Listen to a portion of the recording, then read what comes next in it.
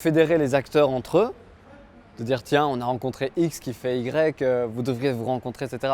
C'est important et souvent dans le monde des alternatives, de la transition, les gens font un peu les choses de leur côté et une fois qu'ils se mettent ensemble ils sont plus puissants et je pense que c'est nécessaire. Et on veut vraiment essayer de créer ce lien entre les personnes. Soyez les bienvenus à XL sur Permavenir TV où on voit un peu de monde là, donc c'est tentant de freiner, de ralentir. Tiens, la serre. Mais à quoi ça sert la serre et c'est quoi ce fameux effet de serre? Je pense que la question de ralentir, dans la société dans laquelle on vit, elle se pose vraiment. Et je pense qu'il y a beaucoup de gens qui en passant à la serre ont passé le cap de ralentir, quoi. Et se poser la question de comment je consomme, comment je me comporte, comment j'agis au quotidien. Ralentir c'est bien, mais ralentir pour faire quoi? Je pense qu'on est ici pour accueillir des gens qui ont des idées, qui ont des initiatives et qui veulent dire ok, il s'agit peut-être de ralentir pour se poser des questions, mais ensuite d'agir, quoi. Les projets qui sont abrités sous la serre, ils sont vraiment nombreux. Il y en a de plusieurs types. Il y a de la cuisine. La nourriture, c'est un vecteur intéressant pour faire des projets parce que tu peux toucher en fait à plein de thématiques autres que la nourriture via la nourriture. Genre, on avait le projet Our House Project.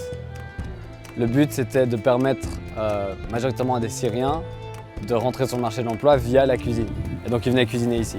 Et puis, on avait un autre projet comme Loustaou qui était plutôt basé sur la nourriture locale, bio de saison. Ou encore un autre projet qui était plutôt axé sur la réutilisation des invendus alimentaires. Donc, tu vois, avec une thématique de la bouffe, tu peux toucher à pas mal de trucs différents. Il y a des projets sociaux, il y a de l'économie circulaire. Il y a des repair cafés, donc des ateliers pour apprendre aux gens à préparer eux-mêmes. C'est souvent des thématiques d'émancipation. Ici, dans cette route, il y a beaucoup de gens qui passent à vélo.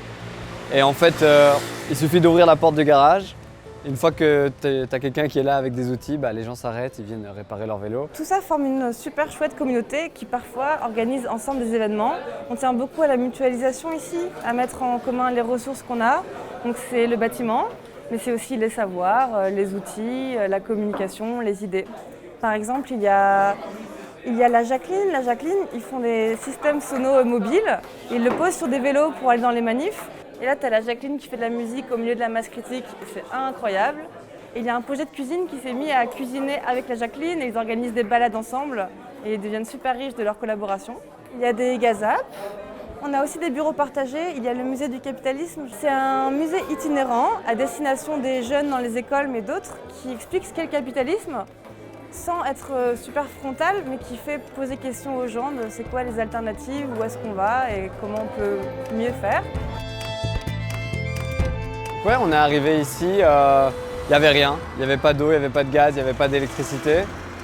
Comuna a fait les travaux, financés par la commune XL. Après ça, on a commencé à constituer une communauté d'occupants autour des différents projets.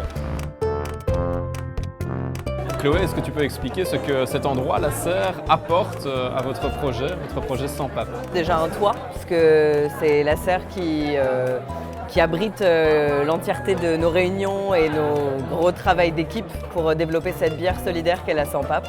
La serre propose des loyers à bas coût, je pense qu'on vous en avait parlé, mais voilà, ce qui est merveilleux pour des petits projets comme les nôtres, qui commencent petits et qui ont pour ambition de devenir grands mais qui ont besoin d'aide au début. Alors tu parles de bière solidaire, qu'est-ce qu'il se cache derrière ce mot solidaire? La Sans Pape en fait est une bière pour le logement, donc c'est-à-dire qu'on va vendre la bière que tu bois. Et en fait, les bénéfices de cette bière vont pouvoir repartir ensuite dans l'amélioration en aidant sur des urgences et aussi plus durable du logement des sans-papiers à Bruxelles. Est-ce que tu peux parler des autres bières solidaires qui sont à la carte ici à la serre? Je peux te dire un petit mot sur les autres bières solidaires, d'autant plus que non, il n'y a pas de concurrence et même on est partenaires. Donc il y a la Sans-Pape et il y a aussi la bière illégale qui va plus travailler en solidarité avec des projets artistiques. Il y a aussi ici la Kiel Beer, qui est la bière de la ZAD de Arène, qui lutte contre la maxi-prison à Arène. On est entre la place Flaget et les institutions européennes. C'est genre un axe où beaucoup de gens passent, mais peu de gens s'arrêtent. On a un contexte particulier, un peu sociologiquement, économiquement, démographiquement, entre des logements sociaux, Flagey qui est quand même plutôt bar, festif, les institutions européennes. Donc... Les portes sont grandes ouvertes pour tout le monde. On a des Bruxellois, donc des locaux. On a aussi des gens belges qui viennent pas forcément de Bruxelles. Et après, on a des gens de toutes les nationalités. Ici, on parle toutes les langues. Il y a une grande mixité d'usages et de types de personnes. Et chacune a son propre public selon son projet. Mais ce qui fait que ça marche tout ensemble, c'est cette volonté d'être inclusif. Donc dans les prix, dans la bienveillance, dans l'ouverture du lieu, mais aussi la gouvernance interne au bâtiment, qui fait que tous les projets travaillent vraiment de concert. C'est un lieu qui est en quasi-autogestion, on dit, où les occupants ils sont responsables de leur bâtiment et ils ont aussi le pouvoir sur ce qui va advenir entre les murs. Donc c'est à eux de construire ce lieu. Il y a des gens qui ne parlent pas forcément très bien la langue, qui ne parlent pas très bien le français et qui se disent « Oh là là, mais comment je vais faire pour me faire comprendre ?» Mais en fait, il n'y a pas forcément besoin de parler le français pour se faire comprendre. Il y a des gens qui peuvent faire la traduction en arabe, il y a des gens qui parlent en anglais. Parfois, il n'y a pas besoin de parler, tout simplement, on peut faire des jeux. Voilà. Ne pas avoir peur. La question des gens qui s'arrêtent, c'est drôle, mais le premier été où on était là, on a ouvert la porte et c'est fou les différentes réactions que les gens peuvent avoir. Il y a des gens qui viennent, il y a des gens qui habitent ici et qui ont mis 2 ans à rentrer dans la serre alors que la porte était ouverte pendant tout un été, tu vois. Il y a d'autres gens qui passent en vélo, direct, tac, ils freinent sec. Puis je crois que le vélo, c'est aussi la philosophie de beaucoup de gens qui sont là. C'est un mode de vie en soi et donc évidemment qu'il y a plein de liens. Je m'appelle Hafid Dilhamil, je suis berbère de la ville de Tiznit au sud du Maroc, où je vécu avant en Espagne pour 15 ans. Et ça fait 2 ans et demi jusqu'à 3 ans que je suis ici en Belgique. Je suis très content d'avoir été ici, aussitôt ici à Bruxelles. Et j'ai déjà pas mal des amis, un grand contact avec des gens. On est bien, on a commencé de montrer la culture. Ils font beaucoup des activités, on a beaucoup de mouvements. On peut dire que ce n'est pas chaque jour, chaque semaine. Il y a tous les styles, on a des enfants qui viennent ici, Singa par exemple, ils font de la musique, on a beaucoup de choses, un très très grand mouvement. Ouais, c'est incroyable, il y a toujours plein de gens, tout le monde est super content, tout le monde est super différent. Et je sais pas, chaque fois que tu passes devant la serre et que c'est le lundi soir et que c'est Singa Blabla, tu sens la trop bonne énergie. Alors Singa, ça veut dire le lien en lingala, parce que c'est ce qu'on veut promouvoir à Singa, c'est vraiment le lien social entre les gens qui viennent d'arriver en Belgique et les gens qui vivent déjà en Belgique depuis longtemps. Et on veut vraiment essayer de créer ce lien entre les personnes.